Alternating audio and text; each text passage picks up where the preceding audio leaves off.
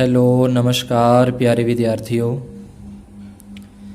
आज अपने कक्षा 12 विषय प्रायोगिक भूगोल की फाइल किस तरीके से अपने को बनानी है, उसके अंदर जो क्वेश्चन है उसके आंसर कहाँ कहाँ से अपने को ढूंढने हैं, उसके बारे में अपने पूरी फाइल के बारे में आज की इस क्लास में अध्ययन करेंगे।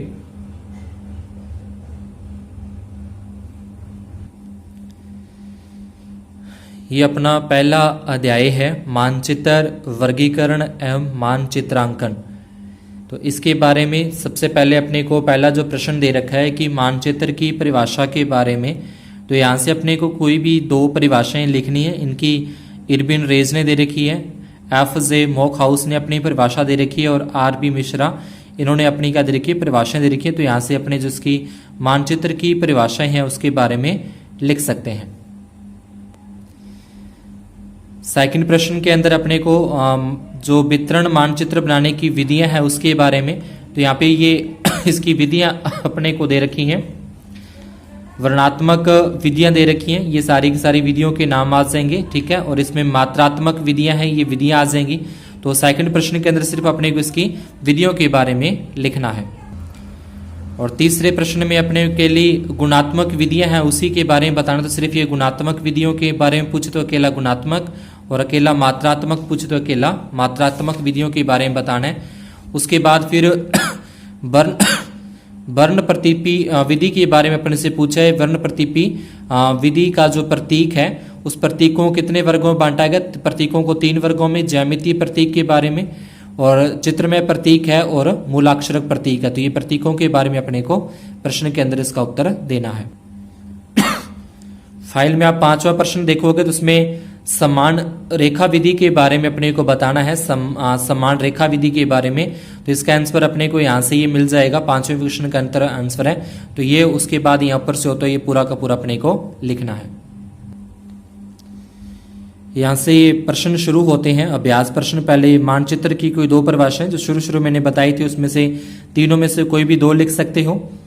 उसके बाद फिर मानचित्र बनाने की कौन कौन सी विधियां हैं, तो ये गुणात्मक विधियां आ जाएंगी और मात्रात्मक विधियां जो पीछे मैंने आपको दिखाई थी वहां से आप देख के लिख सकते हो। फिर अकेला गुणात्मक मानचित्र बनाने की विधियों के बारे में पूछा है। रंगारेख विधि है, सामान्य छाया विधि है, चित्तीय विधि है, नामकरण विधि है, वर्ण प्रतीकी विधि है। उसके बाद वर्ण प्रतीकी विधि के प्रतीकों के नाम जो लिखने हैं, ज्यामितीय 3 वर्गों में बांटा गया। ज्यामितीय प्रतीक है और चित्रमय प्रतीक और मूलाक्षरक प्रतीक है। उसके बाद आपने देखा था समान रेखा विधि, तो ये समान रेखा विधि के बारे में जितना मैंने आपको पीछे बताया वो सारा का सारा लिख देना है। उसके बाद विषमक मानचित्र क्या है, तो विषम मानचित्र भी अपने को पीछे हेडिंग दे रखी है, उस हेडिंग को देख के उसमें से जो अपना है वो लिख देंगे। उसके बाद अगला है थीमेटिक मानचित्र की रचना हेतु ध्यान रखने योग्य तथ्य कौन कौन से। तो पहला तो मापक का अपने को ध्यान रखना चाहिए। सभी विषय मानचित्र मापनी पर आधारित होते हैं, अतः मापक का ध्यान रखना जरूरी है। आंकड़ों का कुछ वितरण मानचित्रों में आंकड़ों तथा सूचनाओं की आवश्यकता होती है, तो उनका ध्यान रखना जरूरी है। उपयुक्त विधि और उसके बाद शीर्षक, ठीक है, शीर्षक का भी अपने को ध्यान रखना जरूरी है। नेक्स्ट क्वेश्चन है मानचित्रों की रचना के लिए कौन कौन सी मात्रात्मक विधियां अपनाई गई हैं। तो यहाँ पे अपने को सिर्फ मात्रात्मक जो विधियां हैं उसी का नाम यहाँ पे लिखना है। इसके बाद अगला प्रश्न है निम्नलिखित आंकड़ों के आधार पर भारत में जनसंख्या वितरण दर्शाने के लिए एक बिंदु विधि द्वारा मानचित्र बनाना है अपने को। बिंदु विधि द्वारा, तो भारत का अपने को नक्शा लेना है। पहले भारत का नक्शा लेने के बाद जो कि राजनीतिक जो नक्शे होते हैं वो अपने ले लेंगे, जिसके अंदर अपने को अच्छे से बने होते हैं। सारे अलग अलग जो स्टेट हैं वो बने हुए होते हैं, राज्य। तो यहाँ पे अपने को एक मापनी लेनी है। यहाँ पे मापनी ली गई है वो 2,50,000 की ली गई है, यानी कि जो एक बिंदु है, एक बिंदु 2,50,000 जनसंख्या को इंगित करेगा। तो मापनी इसके अंदर अपने को लेनी है। तो मापनी ली गई है 2,50,000 की, यहाँ पे क्या ली गई है, मापनी ली गई है। आप 3 लाख की ले सकते हो, 4 लाख की ले सकते हो। यानी कि मापनी लेने का ये है कि ये जो संख्या, इतने सारे बिंदु तो अपने दिखा नहीं सकते, तो मापनी ले लेंगे तो सभी को उस मापनी से भाग कर देंगे। इसके अंदर भी 2,50,000 का भाग दे देंगे, तो लगभग 50 बिंदु आ जाएंगे। इसमें भी 2,50,000 का भाग देंगे, लगभग 27 बिंदु है वो आ जाते हैं। ठीक है, लगभग पूर्ण संख्या के अंदर अपने इसको ले लेंगे और उसके अंदर जो जम्मू कश्मीर बना होगा उसमें 50 बिंदु अपने को दिखाने, इस तरीके से डॉट डॉट करके बिंदु दिखा देंगे। हिमाचल प्रदेश में 27 बिंदु दिखाने, पंजाब में 111 बिंदु। तो ये बिंदुओं की संख्या अपने को ध्यान रखनी है। जैसे पश्चिम बंगाल, इसमें 365 बिंदु हैं, तो ये काफी सघन अपने को करना पड़ेगा बिंदुओं के माध्यम से। जैसे उत्तर प्रदेश के अंदर 798 है, तो ये ध्यान रखना है। अरुणाचल प्रदेश में 6 बिंदु लगा देंगे।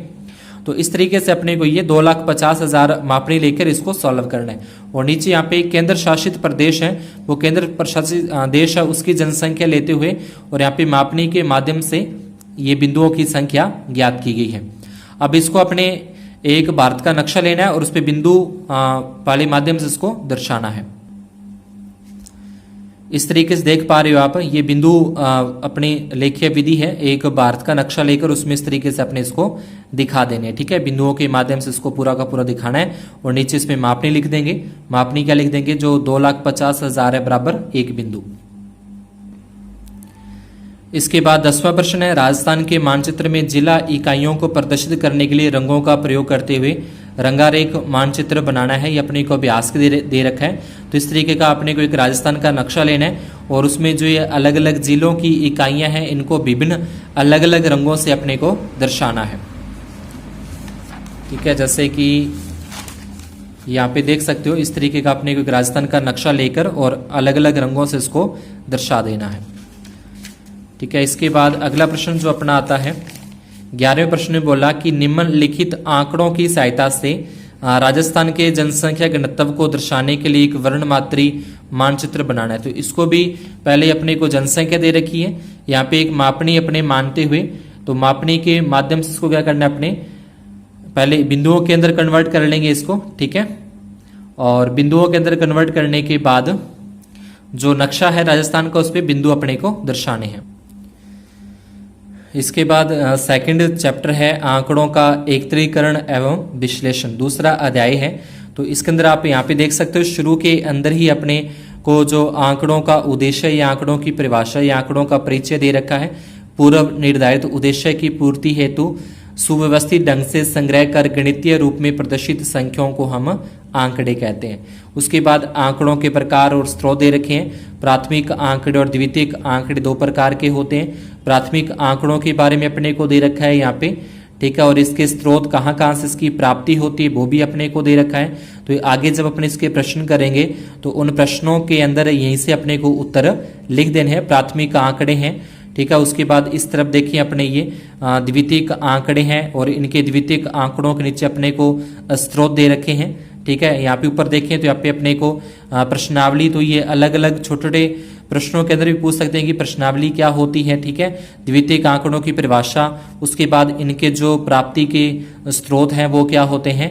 तो प्राथमिक आंकड़े तो जो सीधे ही अपने डायरेक्टली कहाँ से प्राप्त करते हैं वो प्राथमिक आंकड़े होते हैं, और किसी अदर की सहायता यानी कि पहले से कहीं पर एकत्रित किए हुए हैं उन्हीं को अपने द्वारा एकत्रित करते हैं उसकी सहायता से, तो अपने द्वितीयक आंकड़े होते हैं। और ये अपने उनके स्रोत दे रखे कहाँ से इनकी प्राप्ति होती है।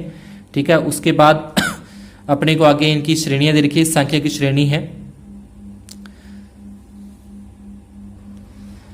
ये प्रश्न आ जाएंगे आंकड़ों से क्या आशय है।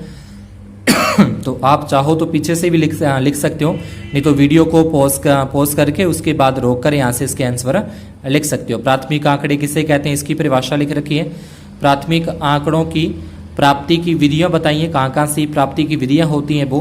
उसके बाद द्वितीयक आंकड़ों से आप क्या समझते हैं, द्वितीयक आंकड़ों की ये परिभाषा आ जाएगी। इसके बाद द्वितीयक आंकड़ों की प्राप्ति के स्रोत हैं, 5वां प्रश्न। और छठे प्रश्न के अंदर अपने को दे रखा है द्वितीयक आंकड़ों के प्रकाशित स्रोत, यानी कि अप्रकाशित और प्रकाशित है ना, तो ये प्रकाशित स्रोत अपने को बताने हैं। 7वें प्रश्न के अंदर अप्रकाशित स्रोत बताने हैं द्वितीयक आंकड़ों के। उसके बाद 8वें प्रश्न के अंदर आ जाएगा खंडित श्रेणी क्या है, उदाहरण सहित स्पष्ट करना है। तो उसी के आगे अपने खंडित श्रेणियां दे रखी हैं, खंडित श्रेणी। उसके बाद आ जाएगी सतत श्रेणी किसे कहते हैं उसके बारे में अपने को बताना है। 10वें प्रश्न के अंदर निम्नलिखित सारणी से माध्यिका ज्ञात करनी है, इसकी माध्यिका। तो सबसे पहले अपने को ये सारणी दे रखी है, सारणी को लिखेंगे। यहाँ से एक संचयी बारंबारता तैयार करनी है, तो संचयी बारंबारता के लिए 16, ये अपना जो 16 का 16 यहाँ पे आ जाएगा। 16 में ये 60 प्लस कर देंगे 76 हो जाएंगे। 76 में 80 को प्लस कर देंगे 156। 156 में 24 को प्लस कर देंगे 180। 180 में 20 को प्लस कर देंगे 200, यानी कि इसका योग भी क्या आ जाएगा, पूरा का पूरा 200 आ जाएगा। उसके बाद अपने को लिखना है माध्यिका का वर्ग की गणना। तो m बराबर n/2 होता है। n का मतलब ये आ जाएगा, यहाँ पे ये n का मान है, ये पूरा का पूरा n का मान 2 का भाग देंगे तो अपना क्या आ जाएगा, m का मान आ जाएगा 100। अब 100 से ठीक अधिक जो संचय बारंबारता है, 100 से ठीक अधिक संचय बारंबारता तब अपने पास ये आती है। ठीक है, ये 100 से ठीक अधिक वाली आ जाएगी। तो यहाँ पे f का मान आ जाएगा 80 आ जाएगा, जो अपनी बारंबारता आ जाएगी वो 80 आ जाएगी। अब c जो c का मान है वो इससे ठीक ऊपर वाला ये आ जाएगा c का मान। ये जो अपना फॉर्मूले में रखते हैं l का मान ये आ जाएगा। ठीक है, और h का जो i का वैल्यू है वो इसके बीच में कितने का अंतराल है वो आ जाएगा।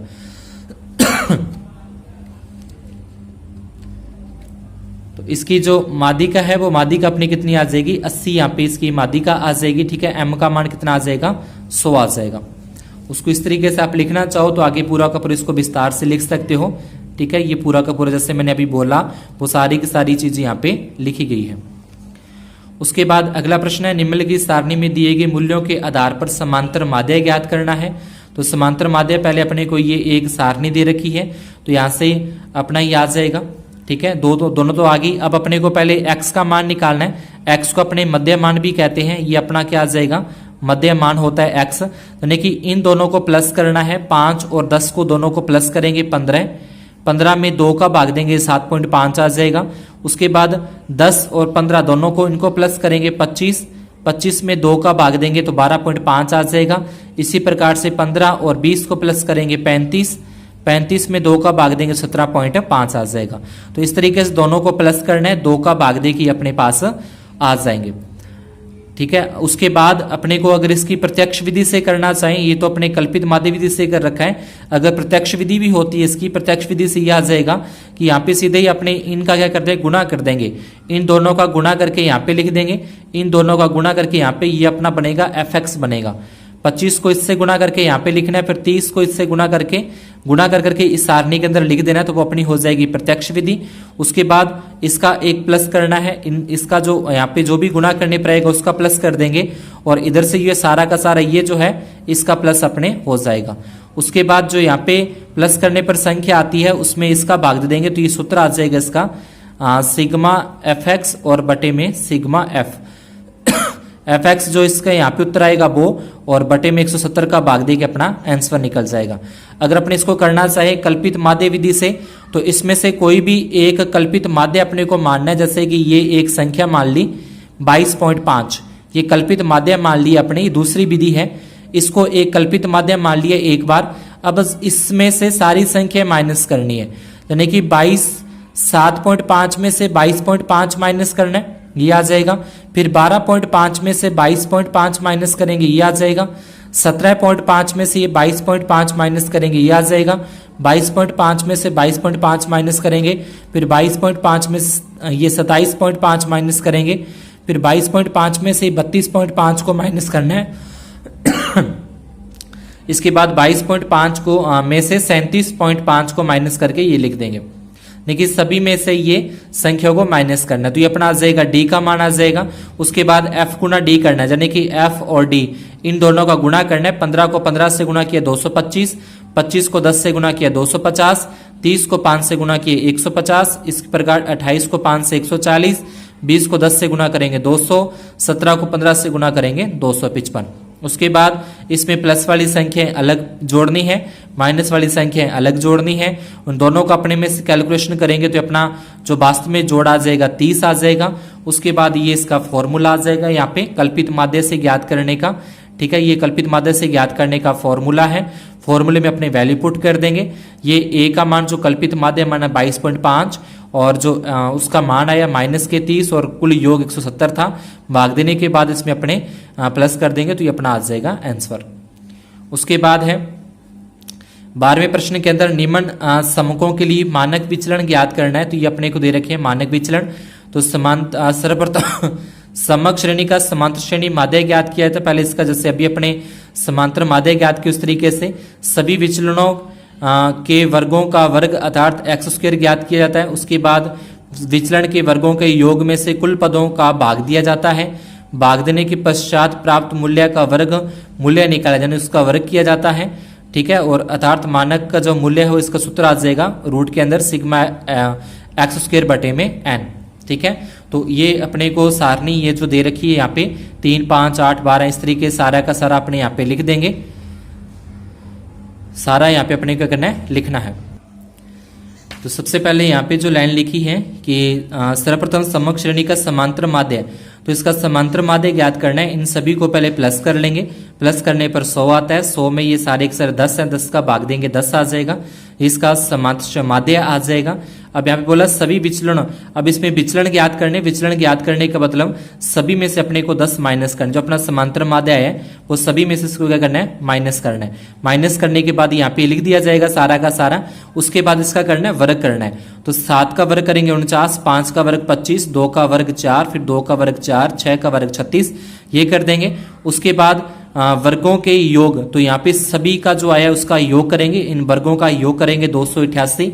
ठीक है, योग में कुल पदों का भाग देना है। अब कुल पद 10 है, 288 में अपने 10 का भाग देंगे तो अपने पास क्या आ जाएगा 28.8 आ जाएगा। यानी कि 10 का भाग देने पर 28.8 आ जाएगा। अब भाग देने के पश्चात मूल्य का वर्गमूल निकाला जाता है। अब इसका क्या निकालना है, 28.5 का अपने क्या निकालना है, वर्गमूल निकाला जाता है। अर्थात ज्ञात किया तो यही मानक विचलन होता है। अब 28.8 का जो अपने वर्गमूल निकालेंगे वही क्या होगा, इसका मानक विचलन होगा। ठीक है, इस तरीके से यहाँ पे अपने पास आ जाएगा 5.37 या 5.4 इसका आंसर होगा। उसके बाद 30 नंबर क्वेश्चन है, तो इसका भी अपने को पहले क्या निकालना है, पहले इसका माध्य निकालना पड़ेगा। माध्य निकालना है। माध्य निकालने के बाद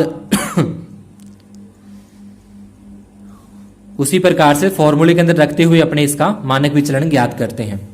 तो इसकी सारणी यहाँ पे इस तरीके से अपने इसको सॉल्व करेंगे। ये पूरा का पूरा प्रश्न है जिसको ये फॉर्मूला लिख दिया। ये प्रश्न के अंदर अपने को दे रखा था।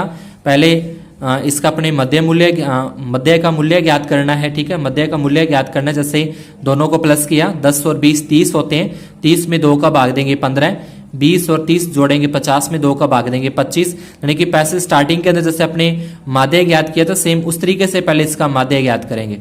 उसके बाद इन दोनों गुणा करने। ठीक है, fx आ जाएगा दोनों का 15 नी में 135, इन दोनों गुणा करके इस तरीके से। अब एक तो इसका योग करेंगे, ये पूरे के पूरा इसका योग आ जाएगा, इधर से इसका योग आ जाएगा, दोनों में ये भाग देंगे। ठीक है, ये जो आया इसमें इसका भाग दिया तो ये 44.8876 ये अपना क्या आ गया, इसका समांतर माध्य आ गया।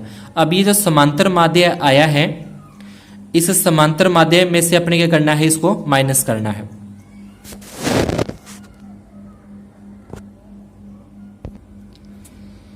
माध्य अपने पास ये जो आ गया था माध्य 44 इसको अपन लिख सकते हैं 44.9 लमसम ले सकते हैं। तो अब सभी में से ये माइनस करना है। 15 में से 44.9 माइनस करके तो ये अपना आ जाएगा, यहाँ पे विचलन आ जाएगा। सभी में से माइनस कर देंगे। उसके बाद इसका क्या करना है, वर्ग करना है। वर्ग करने के बाद ये आ जाएगा अपना पूरा का पूरा जो वर्ग करने पर आता है। उसके बाद f गुना डी करना है, यानी कि ये जो अपना आया है डी स्क्वायर, इसका इस f वाला जो है अपना इसके साथ गुना करना है, मल्टीप्लाई करना है। इसका इसके साथ गुना कर देंगे, 12 के इसके साथ गुना करके ये पूरा का पूरा आ जाएगा। उसके बाद इसका योग करना है। योग करने के बाद ये जो अपना पूरा का पूरा फॉर्मूला है उस फॉर्मूले के अंदर इसको पुट कर देंगे। ठीक है, फॉर्मूले में रखने के बाद इसका भाग दे के इसका भाग देने के बाद रूट निकाल देंगे, वर्गमूल निकाल के अपना क्या आ जाएगा, आंसर आ जाएगा। इसके बाद आगे 14वां जो प्रश्न है, एक विद्यार्थी के 7 प्रश्न पत्रों के प्राप्तांक अपने को दे रखे हैं, उनका समांतर माध्य प्रत्यक्ष व अप्रत्यक्ष विधि से ज्ञात करना है। तो पहले तो अपने प्रत्यक्ष विधि से इसको सीधे ही कर रहे हैं कि जितने भी अपने को इसके प्रश्न पत्रों के अंदर प्राप्तांक दे रखे हैं उनका सिंपली योग करना है। योग करने के बाद जितने 7 है 7 का भाग दे देंगे, ये आ जाएगा प्रत्यक्ष विधि से। उसके बाद अप्रत्यक्ष विधि से तो अपने वो कल्पित माध्य विधि जो है उससे कर देंगे। ठीक है, कल्पित माध्य विधि इस तरीके से आप इसको सॉल्व कर सकते हो। ठीक है, ये इसके ऊपर नीचे अपने ऊपर सारणी बना के उसके बाद इसको सॉल्व करना है। आगे 15वां प्रश्न है जिसमें लिखा है कि निम्न आंकड़ों से माध्यिका ज्ञात करनी है। अपने को एक आंकड़े दे रखे हैं, इन आंकड़ों को पहले अपने आरोही क्रम के अंदर सेट कर लेंगे। ठीक है, आरोही क्रम के अंदर इस तरीके से सेट करके और ये पूरा का पूरा अपने लिख देंगे।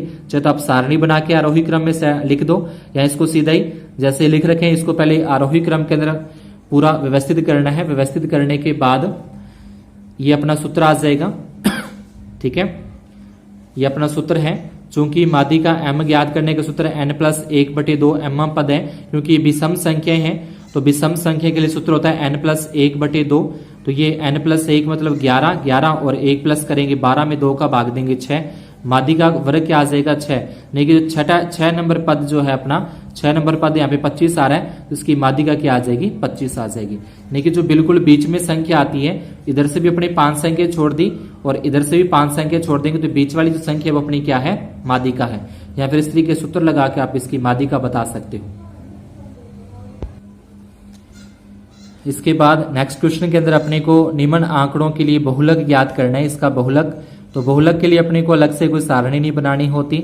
ये इसका बहुलक ज्ञात करने का सूत्र है L, उसके बाद प्लस है और यहाँ पे अपने कोष्टक लगा सकते हो। इस तरीके से कोष्टक के अंदर आ जाएगा F1, यहाँ पे माइनस है F1 माइनस F2 और बटे में 2 F1 minus F2 minus F2। इसको सूत्र को अपने दोबारा यहाँ से रिपीट करके लिख देते हैं। L plus F1 minus F0, 2 F1 minus F0 minus F2 और गुणा में इसके आई आ जाएगा। तो सबसे पहले अपने को सबसे अधिक जो बारंबारता है वो लेनी है। तो सबसे अधिक बारंबारता अपनी 19 आ रही है, ये F1 हो जाएगा। इससे ठीक ऊपर वाली संख्या वो F0 और इससे ठीक नीचे वाली जो संख्या है वो F2। और अगर अपने L की बात करें तो ये लो लिमिट आ जाएगी, 30 जो है अपनी L का मान आ जाएगा। और अगर I की बात करें तो इन दोनों में कितने का डिफरेंस है, इन दोनों में 10 का डिफरेंस है, तो I का मान 10 आ जाएगा। तो ये सारे के सारे मान अपने यहाँ से निकाल देंगे, यहाँ पे लिख देंगे। L का मान हो गया F1, F0, F2, I का मान। ये सारे के सारे जो फॉर्मूले जो इसके मान थे वो अपने जो ऊपर फॉर्मूला लिखा है उसके अंदर पुट कर देंगे। तो 19 में से 12 माइनस किए 7 और ये गुणा में 10। 19 को 2 से गुणा करेंगे 38 होते हैं, 38 और यहाँ पे ये माइनस के 12 और माइनस के 14 माइनस के 26। 38 में से 26 माइनस करेंगे तो 12 ही आते हैं। उसके बाद 7 को 10 से गुणा किए 70, 70 में 12 का भाग दे देंगे। 70 में 12 का भाग देने में 5.83 आता है, इसमें 30 में जोड़ेंगे तो 35.83 अपना क्या आ जाएगा बहुलक आ जाएगा। उसके बाद नेक्स्ट क्वेश्चन है जिसमें बोला है कि श्रेणियों में स्पीरमैन की कोटि अंतर्विधि से सह संबंध ज्ञात करना। ये अपने को x और y जो कोटि है वो अपने को प्रश्न में दे रखी है। ये इसका फॉर्मूला है स्पीरमैन कोटि संबंध ज्ञात करने का 1-6 सिग्मा डी स्क्वायर और बटे में n स्क्वायर माइनस 1 है, जहाँ पे p का मतलब दे रखा है, d का मान दे रखा है। ठीक है, ये सारे के सारे तो जो अपने को पहले दे रखी है x श्रेणी और जो y श्रेणी है वो अपने लिख लेंगे। अब इसमें सबसे जो बड़ी संख्या है x श्रेणी में, जो सबसे बड़ी संख्या है उसको 1 नंबर दे देंगे। तो सबसे बड़ी 20 है, इसको 1 नंबर दिया। उसके बाद 19 को 2 नंबर, 18 को 3 नंबर, 17 को 4 नंबर, 16 को, यानी कि घटते हुए क्रम में अपने इसको नंबरिंग देनी है।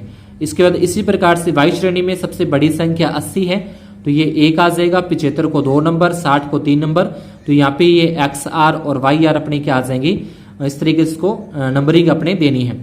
उसके बाद D निकालना है, तो D निकालने के लिए दोनों का अपने अंतर निकाल देंगे। 6 में से 1 घटा दिया 5, 5 में से 2 घटा दिया 3। इस तरीके से माइनस करने के बाद जो जो अपने पास आते हैं वो आ जाएंगे। इसके बाद डी स्क्वायर करना है, यानी कि ये डी जो है इसका वर्ग करना है, 5 का वर्ग आ जाएगा।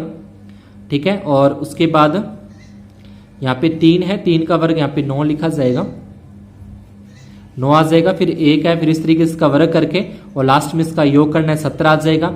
इसके बाद फॉर्मूला है, फॉर्मूले के अंदर अपने लिख देंगे 6 सिग्मा डी स्क्वायर यानी कि 70।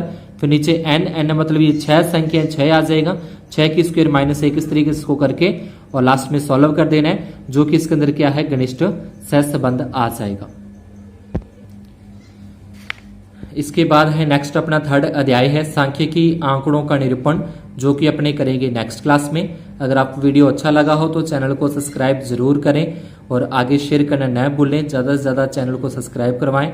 धन्यवाद, शुभ दिन। अगला अपना अध्याय था अध्याय 3 सांख्यिकी आंकड़ों का निरूपण, जिसके बारे में अपने सामान्य यहाँ पे परिचय दे रखा है। आलेखों के बारे में अपने को यहाँ पे अध्ययन करना है इसके अंदर। ठीक है, जो अपने ग्राफ वगैरह जो बनते हैं, दंड आलेख जो होते हैं, आरेखीय विधियों के बारे में। और यहाँ पे एक प्रश्न अपने से आगे पूछा जाएगा जिसके अंदर आरेखों का अपने को लाभ बताने। तो यहाँ पे इसके कुछ लाभ अपने को दे रखे हैं। उसके बाद आरेख रचना के सामान्य नियम अपने को यहाँ पे दे रखे हैं, नियमों को अच्छे प्रकार से देखना है। ठीक है, ये नियम सारे के सारे आगे प्रश्न में पूछे गए, अपने को बताने हैं। अगर अपने बात करें आरेखों के प्रकार की, तो यहाँ पे देख रहे हो ये अपने को आरेखों के प्रकार यहाँ पे अपने को दिए गए हैं। ठीक है, ये आरेखों के प्रकार ये सारे के सारे, और प्रश्न के अंदर अपने से पूछा भी गया, तो एक द्विमीय होता है, द्विविमीय आरेख होता है और त्रिविमीय आरेख होता है। ये आरेखों के प्रकार आ जाएंगे। इस प्रकार का जो होता है एक अपना दंड आरेख आ जाएगा, इसको बोलते हैं सरल दंड आरेख बोलते हैं। जैसे अपने छोटी क्लासों में ग्राफ बनाते थे, यहाँ पे संख्या लिखी हुई है, उस संख्या के अनुसार उसको देखकर प्रश्न में से यहाँ पे कितना तक जाता है उसको मैच करना होता था। तो इस तरीके से सरल दंड आरेख होता है, जिसमें ये जो बीच वाली पट्टी होती है इसकी चौड़ाई और ये बीच में जो गैप है इसकी चौड़ाई और इनकी बीच की जो चौड़ाई है वो समान रहती है। तो ये आ जाएगा सरल दंड आरेख, इसको अपने बोलते हैं। ठीक है,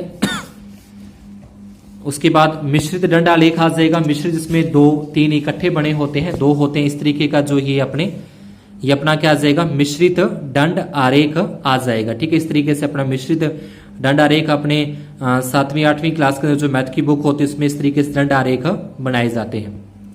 उसके बाद बहुदंड आरेख है अपना। बहुदंड आरेख के अंदर इस तरीके से काफी सारी सूचनाओं को दर्शाने के लिए, जैसे नहरों, कुओं, तालाबों और अन्य को दर्शाने के लिए इस तरीके से बहुदंड आरेख बनाए जाते हैं।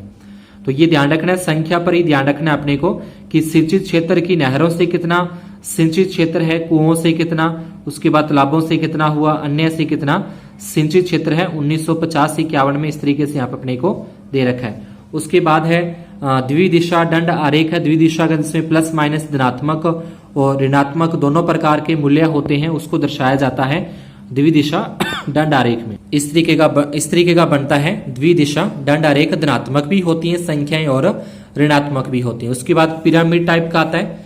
ठीक है, पिरामिड टाइप का इस तरीके का जो अपने देखते हैं दंड आरेख, वो क्या होता है, पिरामिड टाइप का दंड आरेख होता है, एक पिरामिड तरीके का बनता है।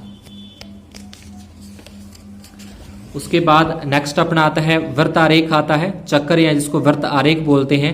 तो उसको इस तरीके से पहले ये फॉर्मूला लगाकर अपने को जो उसका कोण है, डिग्री का जो मान है वो ज्ञात किया जाता है कि जिसके बारे में अपने को सूचना देनी है, ग्राफ बनाना है, उसकी संख्या गुणा में 360 और बटे में संख्या का कुल योग आ जाएगा। ठीक है, कुल योग अपने पास आ जाएगा। जो भी संख्या अपने को दे रही, जैसे 50 दे दिया और बटे में कुल योग कितना, उन जो भी संख्या दे रखी है उन सभी का कुल योग कितना बटे में और इनटू में 360 लगाना है। उसके बाद अब डिग्री के अंदर आ जाता है और डिग्री के अंदर अपने लेकर उसको चांदी की सतह से इस तरीके से एक वृत्त आरेख अपने बना सकते हैं। यहाँ पे अपने दिए गए हैं प्रश्न, अभ्यास प्रश्न। पहला आरेखों के प्रकार, जो शुरू में मैंने आपको बताया था, एक विमीय, द्विविमीय, वो आ जाएंगे। आरेख बनाने के लाभ, ये भी शुरू में अपने को दे रखे हैं, और इसके सामान्य नियम कौन कौन से, ये नियम अपने को वहां से देखकर लिख लेने हैं। उसके बाद मिश्रित दंड आरेख व द्विदिशा दंड आरेख के अंदर अपने को बताना है। मिश्रित में 2 दिशाओं को यानी कि 2 के लिए बनाया जा सकता है, और द्विदिशा के अंदर इसमें धनात्मक और ऋणात्मक दोनों होते हैं। तो इसको इस तरीके से आप यहाँ पे वीडियो को पॉज करके लिख सकते हो, या फिर पीछे जो अपने फाइल में दे रखे हैं वहां से भी आप इसको नोट कर सकते हो। इसके बाद 5वां प्रश्न है वृत्त आरेख के निर्माण की प्रक्रिया बतानी। तो पूरी की पूरी जो वृत्त आरेख निर्माण की प्रक्रिया पीछे अपने को दे रखी है फाइल के अंदर, वहां से या फिर यहाँ से इसको देखकर आप, ये भी इधर भी अपने दे रखा है, 5वें प्रश्न का आंसर ही है, तो यहाँ से देखकर भी आप इसको नोट कर सकते हो, या वहां से पीछे फाइल में दे रखा है वो आ जाएगा। उसके बाद 6ठे प्रश्न में दिए गए आंकड़ों से सरल दंड आरेख अपने को बनाना है।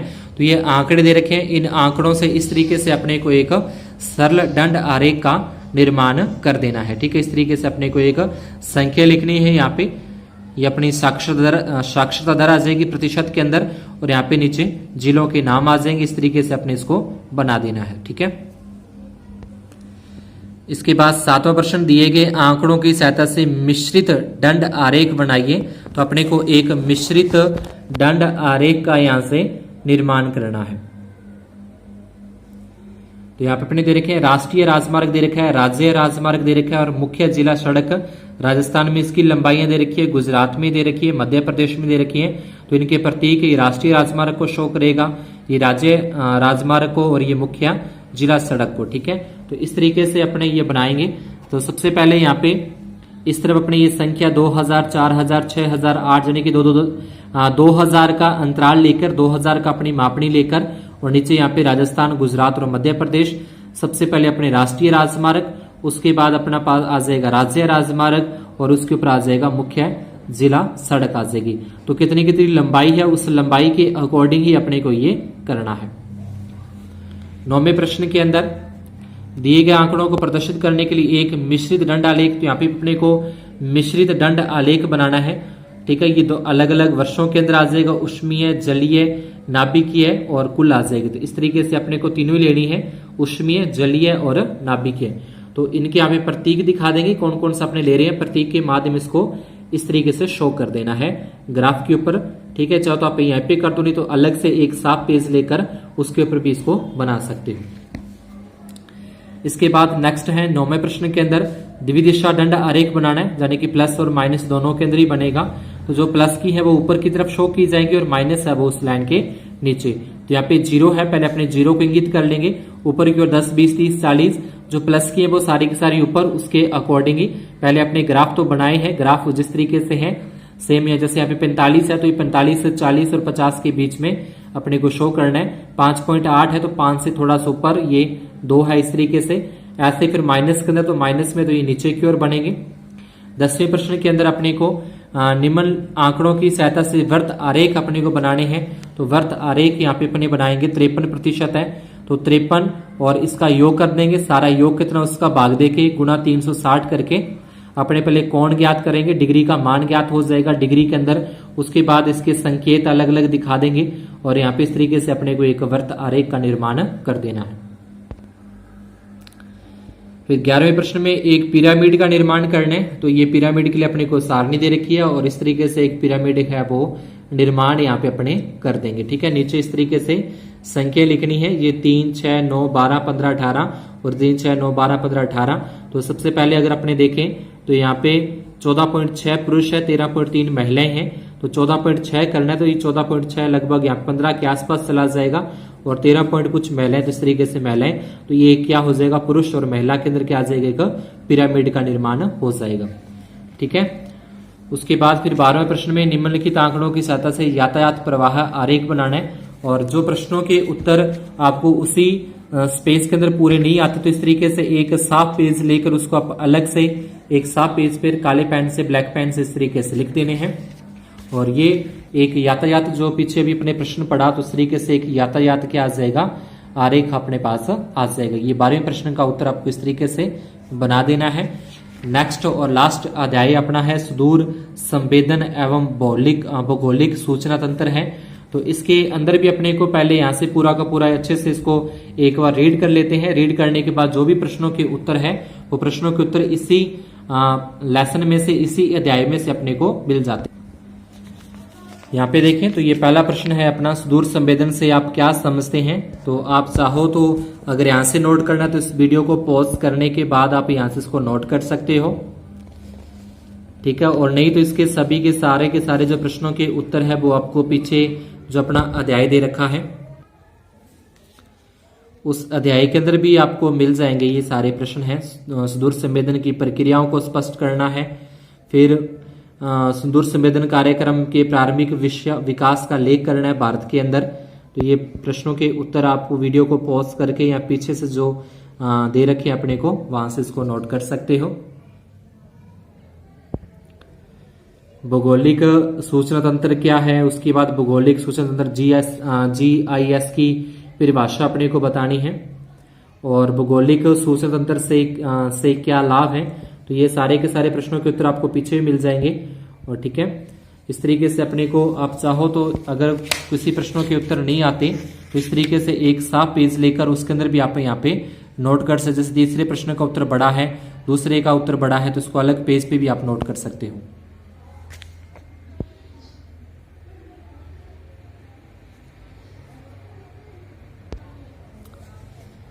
यह आ जाएगा भौगोलिक सूचना तंत्र के कौन कौन से प्रकार हैं, स्थानीय और गैर स्थानीय आ जाएगा। फिर चित्रारेख पुंज और सदिश आंकड़ा मॉडल के मध्य कोई 4 अंतर अपने को बताने हैं। तो 4 अंतर हैं वो पीछे आप अलग से साफ पेज पर लेकर वहां पे इसको नोट कर सकते हो। भौगोलिक सूचना तंत्र के मुख्य घटक कौन कौन से हैं, ये घटक आ जाएंगे।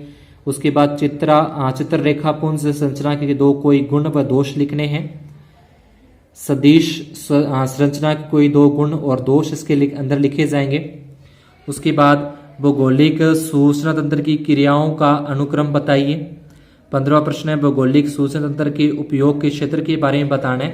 तो ये अपना आ जाएगा पूरा का पूरा इसके क्षेत्र के बारे में, उपयोग क्षेत्र के बारे में आ जाएगा।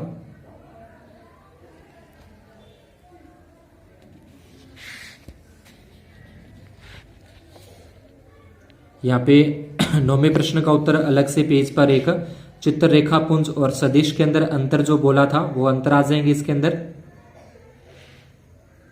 और 12वें प्रश्न के अंदर भी इसके गुण और दोष बताने थे अपने को, तो गुण और दोष यहाँ पे अलग से एक पेज लेकर उसमें आप नोट कर सकते हो। तो ये था अपना पूरा का पूरा कक्षा 12 भूगोल की प्रैक्टिकल फाइल के बारे में। इसके जो क्षेत्रीय सर्वेक्षण की फाइल है वो पहले से ही इस YouTube चैनल पर अपलोड है, वो आप देख सकते हो। क्षेत्रीय सर्वेक्षण की जो फाइल है, अगर आपको वीडियो अच्छा लगी हो, समझ में आया हो तो लाइक करना न भूलें, कमेंट करके जरूर बताएं और वीडियो को आगे ज़्यादा से ज़्यादा शेयर करें। धन्यवाद, शुभ दिन।